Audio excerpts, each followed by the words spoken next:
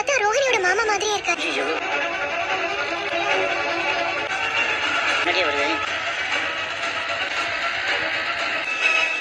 ஐயோ அந்த பொண்ணு நான் விடாம தெரிஞ்சிட்டு வருது. லெஃப்ட்ல திரும்ப. பார்த்து ரோஹிணியோட மாமா மாதிரி தான் இருக்கு. பார்த்து இவ்வளவு வேகமா போறாரு. வழியா தானே வந்தாரு. எந்த பக்கம் போனாரு? இந்த வீட்ல யாருக்கும் என் மேல சந்தேகம் வராது.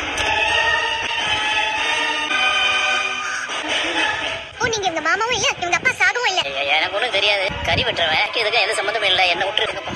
கல்யாணம் பண்ணிக்கிறதுக்காக இவ்வளவு போய் சொல்லிருக்கீங்க. இப்பவே போய் அத்தை மாமா கிட்ட சொல்றேன். உன்னை பத்தி இப்படி ஒரு விஷயத்தை நான் கேள்விப்படவே நினைக்க வாழ்க்கையே ஒரு மர்மமா இருக்கு. நடந்துகிட்டு இருக்கு. சொல்லு.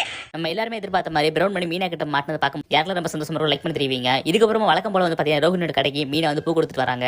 அப்போ வர வழியில் வந்து பார்த்தீங்கன்னா பிரவுன் பண்ணி பார்த்துறாங்க. பிரவுன் பண்ணி வந்து பார்த்தீங்கன்னா மீனா பார்த்துட்டு ஓடி ஒளியிறாரு. இதுக்கப்புறம் ஃபின்னோட ஃபாலோ பண்ணிட்டு போறாங்க.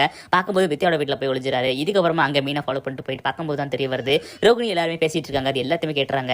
அப்போ இந்த ஆள் உண்மையிலேயே ரோஹினியோட மாமா கிடையாது, நம்ம எல்லாருமே வந்து ஏமாத்திருக்காங்க அப்படின்னு சொல்லிட்டு வந்து பார்த்தீங்கன்னா மீனா போயிட்டு விஜயா கிட்ட சொல்லிடுறாங்க. அப்பதான் உண்மை எல்லாமே வெளிவருது.